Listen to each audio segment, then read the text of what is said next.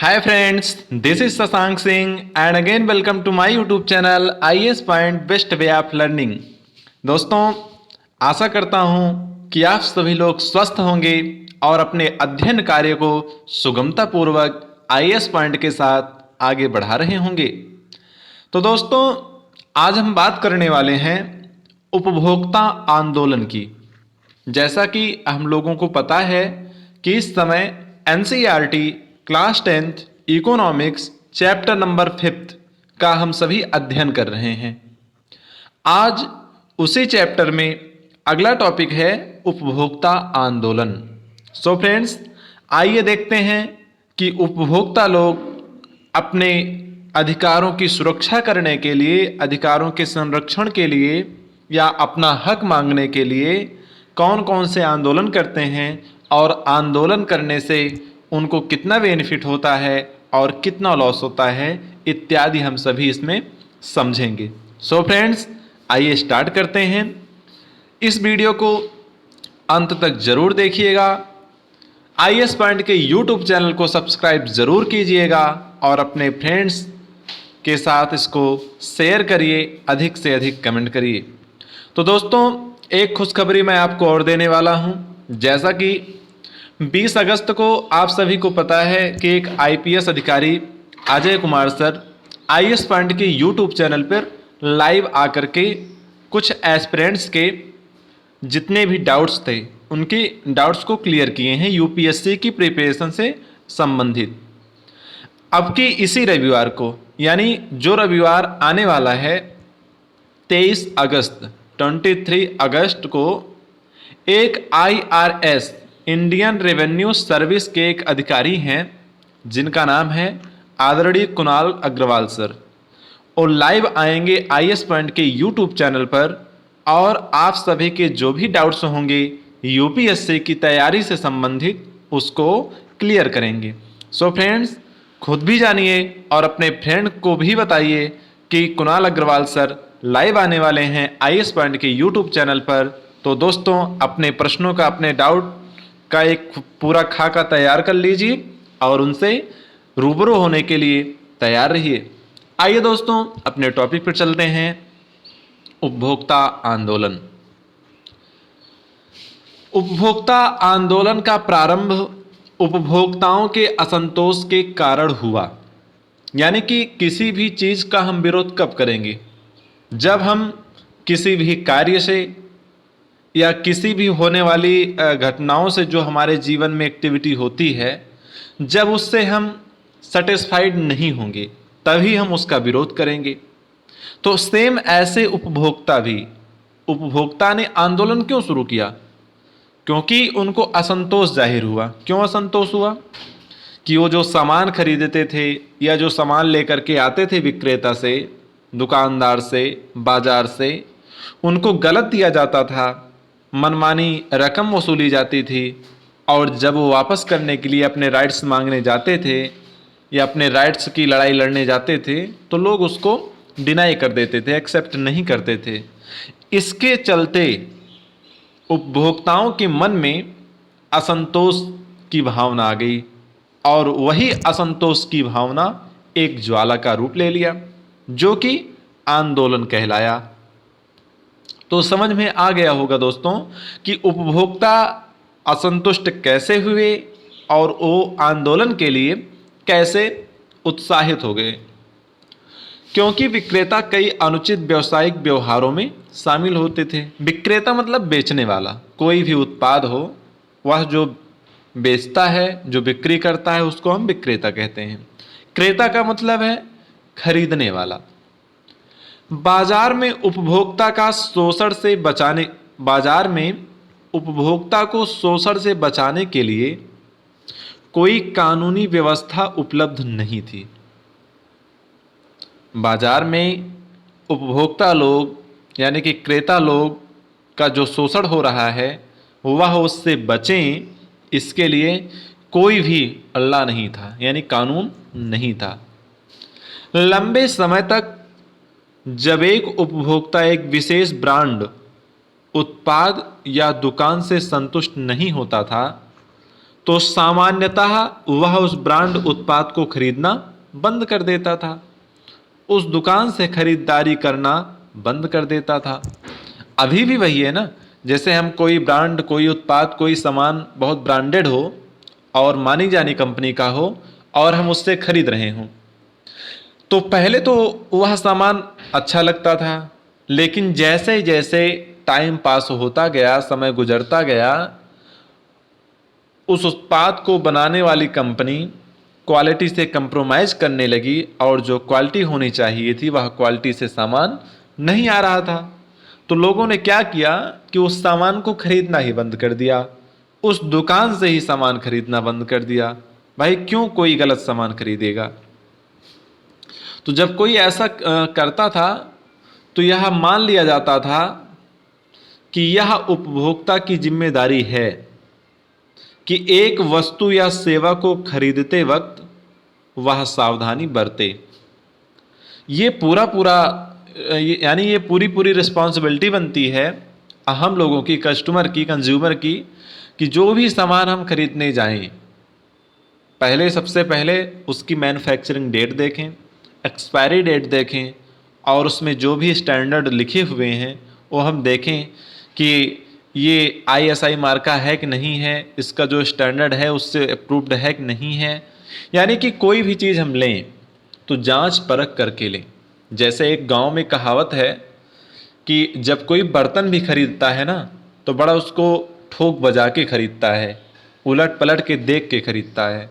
तो ऐसे हम लोग जो भी सामान खरीदें, ऐसा नहीं कि सिर्फ खाने पीने का ही हो, रहने का, मोबाइल हुआ, टीवी हुआ, यानी कि एवरीथिंग जिसकी हमको दैनिक जीवन में आवश्यकता पड़ती है, अगर हम सब वो खरीदें तो उसको हम आसानी से देख के ही खरीदें। संस्थाओं को लोगों में जागरूकता लाने में भारत और पूरे विश्व में कई वर्ष लग गए। इसने वस्तुओं और सेवाओं की गुणवत्ता सुनिश्चित करने की जिम्मेदारी विक्रेताओं पर डाल दिया।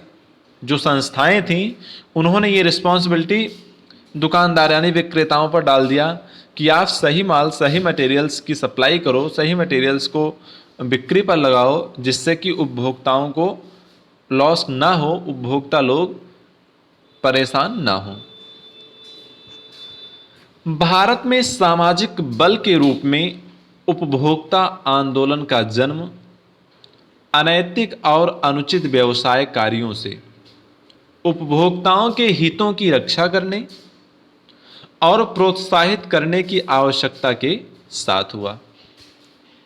यानी कि उनके हितों की रक्षा हो, किसके? उपभोक्ताओं के हितों की रक्षा हो और वह अपनी रक्षा के लिए उत्साहित हो सकें, प्रोत्साहन देने के लिए और समाज में एक अनैतिक और अनुचित जो कार्य हैं उसको मिटाने के लिए उपभोक्ता आंदोलन का जन्म हुआ।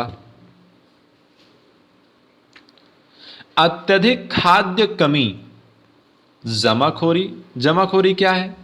काला बाजारी क्या है? खाद्य पदार्थों एवं खाद्य तेल में मिलावट की वजह से 1960 के दशक में व्यवस्थित रूप में उपभोक्ता आंदोलन का उदय हुआ। जमाखोरी ये है कि जैसे कई बार ऐसा होता है कि सामान की शॉर्टेज हो जाती है और कुछ लोग उसको अपने पास स्टॉक में रखे रहते हैं बट उसको पब्लिकली नहीं करते हैं। और कालाबाजारी, मनमानी रेट, वही जो सामान, जिस सामान की, जिस मटेरियल की, जिस प्रोडक्ट की मार्केट में शॉर्टेज है, नहीं मिल रहा है, कुछ लोग उसको स्टॉक में रखते हैं और उसको मनमाने रेट पर पब्लिक यानी कि मार्केट में लाते हैं और मनमाने रेट पर बेचते हैं। यही है कालाबाजारी, जमाखोरी। तो इन सब से निपटने के लिए 1960 के दशक में उपभोक्ता आंदोलन का उदय हो गया। 1970 के दशक तक उपभोक्ता संस्थाएं बृहत स्तर पर उपभोक्ता अधिकार से संबंधित आलेखों के लेखन और प्रदर्शनी का आयोजन का कार्य करने लगी थी। 1970 के दशक तक जो संस्थाएं थी ना, वो पूर्ण रूप से व्याप्त हो गई, फैल गई और इनसे उपभोक्ता यानी कि कंज्यूमर राइट्स से संबंधित जो भी आलेख थे, जो भी प्रदर्शनी थी, उसका आयोजन करने लगी और उपभोक्ताओं को समझाने लगी कि आपके राइट्स क्या हैं। यदि आपके राइट्स का कोई हनन करता है, आपके अधिकार का कोई हनन करता है, तो आप कंप्लेन कर सकते हैं, शिकायत कर सकते हैं, उनके खिलाफ आवाज़ को मुखर कर सकते हैं। उन्होंने सड़क, यात्री परिवहन में अत्यधिक भीड़ भाड़ और राशन दुकानों में होने वाले अनुचित कार्यों पर नज़र रखने के लिए उपभोक्ता दल बनाया।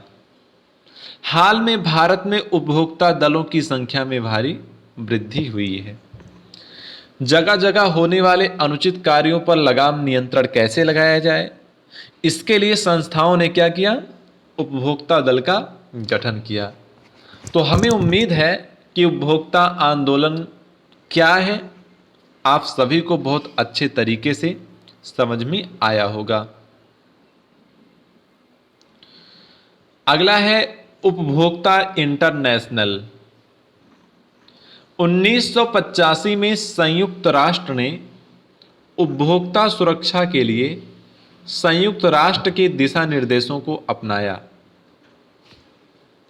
यह उपभोक्ताओं की सुरक्षा के लिए उपयुक्त तरीके अपनाने हेतु राष्ट्रों के लिए, ऐसा करने के लिए अपनी सरकारों को मजबूर करने हेतु उपभोक्ता की वकालत करने वाले समूह के लिए एक हथियार था।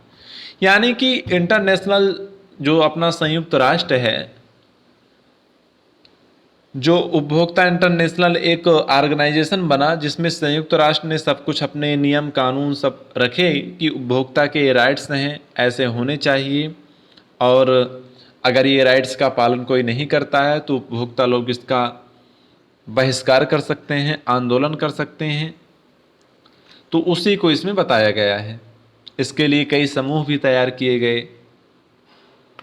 अंतर्राष्ट्रीय स्तर पर यह उपभोक्ता आंदोलन का आधार बना। आज उपभोक्ता इंटरनेशनल 100 से भी अधिक देशों के 240 संस्थाओं की एक संरक्षक संस्था बन गई है। In present we can say कि उपभोक्ता इंटरनेशनल 100 से भी अधिक कंट्रियों में 240 ऑर्गेनाइजेशन का एक संरक्षक बन चुका है। इससे बहुत ज़्यादा ही बेनिफिट उपभोक्ताओं को हुआ और आगे हो भी रहा है। इन सभी प्रयासों के परिणाम स्वरूप यह आंदोलन बृहत स्तर पर उपभोक्ताओं के हितों के खिलाफ और अनुचित व्यवसाय शैली को सुधारने के लिए व्यावसायिक कंपनियों और सरकार दोनों पर दबाव डालने में सफल हो गया। जो ये उपभोक्ता का आंदोलन हुआ, जब देख लिए विक्रेता लोग कि उपभोक्ता मान ही नहीं रहे हैं, अगर मैं कुछ भी गलत करूंगा, किसी भी गलत सामान का प्रोडक्शन करूंगा या बाजार में बिक्री करूंगा, तो उससे क्या होगा? उपभोक्ता नाराज होंगे और वो आंदोलन करेंगे। और जब हमारे ऊपर दबाव बना रहे हैं, साथ साथ सरकार के ऊपर भी दबाव बन रहा है, तो उनको अनुचित कार्य को छोड़ने के लिए मजबूर होना पड़ा। 1986 यानी 1986 में भारत सरकार द्वारा एक बड़ा कदम उठाया गया। यह कदम क्या था? उपभोक्ता सुरक्षा अधिनियम। यह बहुत इंपॉर्टेंट क्वेश्चन है, आपके परीक्षा में पूछा जा सकता है कि उपभोक्ता सुरक्षा अधिनियम कानून कब बना था, या ऐसे भी पूछा जा सकता है कि उपभोक्ता सुरक्षा अधिनियम कब पास हुआ, कब पारित हुआ। तो आप सभी क्या बताएंगे? 1986 में। इसको आप सभी अपने अपने नोट्स में जरूर लिखिएगा कि उपभोक्ता सुरक्षा अधिनियम कब पारित हुआ? सन 1986 में पारित हुआ। फिर ये भी पूछा जा सकता है कि उपभोक्ता संरक्षण अधिनियम किस नाम से प्रसिद्ध है? तो वहाँ आप ये कहेंगे कोपरा। कोपरा नाम से उपभोक्ता संरक्षण अधिनियम सुरक्षा अधिनियम प्रसिद्ध है। अगला जो टॉपिक रहेगा, हम कोपरा के बारे में भी आगे पढ़ेंगे। आओ इन पर विचार करें। पहला क्वेश्चन है, उपभोक्ता दलों द्वारा कौन कौन से उपाय अपनाए जा सकते हैं, जैसा कि अभी मैंने आपको बताया। सेकंड है, नियम एवं कानून होने के बावजूद उनका अनुपालन नहीं होता है, क्यों? विचार विमर्श करें। यह बहुत ज़रूरी विषय है हम लोगों के लिए कि जब सारे नियम कानून बनाए गए हैं तो उनको इम्प्लीमेंट क्यों नहीं किया जाता है, उनका पालन क्यों नहीं किया जाता है, ये सभी आपस में डिस्कस करिएगा। सो फ्रेंड्स, इस वीडियो लेक्चर में आज इतना ही। कल फिर हम मिलेंगे एक नए टॉपिक के साथ, एक नए ज्ञान के साथ। तब तक के लिए आप IAS पॉइंट के साथ जुड़े रहिए, स्वस्थ रहिए, मस्त रहिए, अपने अध्ययन कार्य को हमारे साथ आगे बढ़ाते रहिए। Wish you all the best. Thank you so much.